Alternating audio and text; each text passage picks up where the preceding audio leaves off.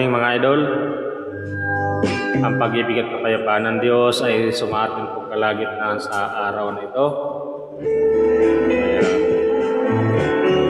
Shout out sa aking 3 followers.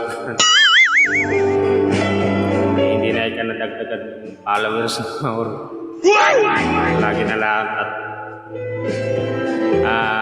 Sa lahat po ng mga nakapanood sa akin ngayon, magandang araw po sa inyong lahat.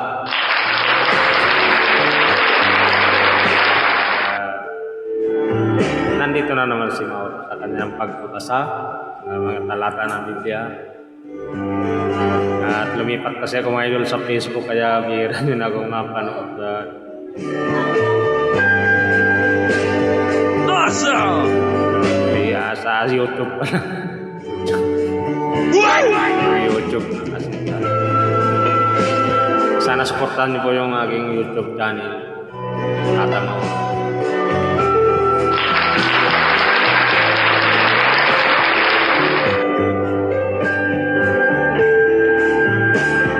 Sama naman ikan ng background ni Mauro.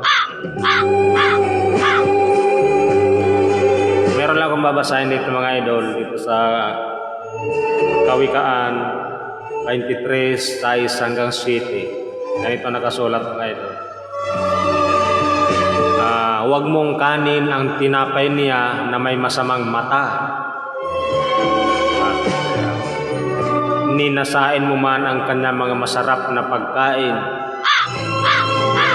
Sapagkat kung ano ang iniisip niya sa loob niya, ay gayon siya. Kumain ka at uminom ka, sabi niya sa iyo. Ngunit ang puso niya ay hindi sumasa iyo. Merong ganun mga idol, kahit naman saan. Kumain ka ika, uminom ka, sabi niya sa iyo. Ngunit ang puso niya ay hindi sumasa iyo. Parang plastic ba mga idol? Pag-alis mo, lilibaking ka si Mauri ka. Nag-take out pa ka. Lakas pa kang kumain.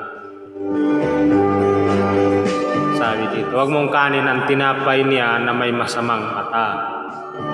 Nasain mo man ang kanyang mga masarap na pagkain. Sapagkat kung ano ang iniisip niya sa loob niya, ay gayon siya. Kumain ka at uminom ka, sabi niya sa iyo. Ngunit ang puso niya ay hindi sumasa iyo. Ayan lang muna mga idol ang ating talata sa araw na ito. Muli po ay salamat sa Diyos sa isang mabuting pagkakataon na muli pong makapagpahagi sa inyo. Mananatili po sa Diyos ang lahat ng karangalan at ang pinamataas na pagpupuri magpakailanman.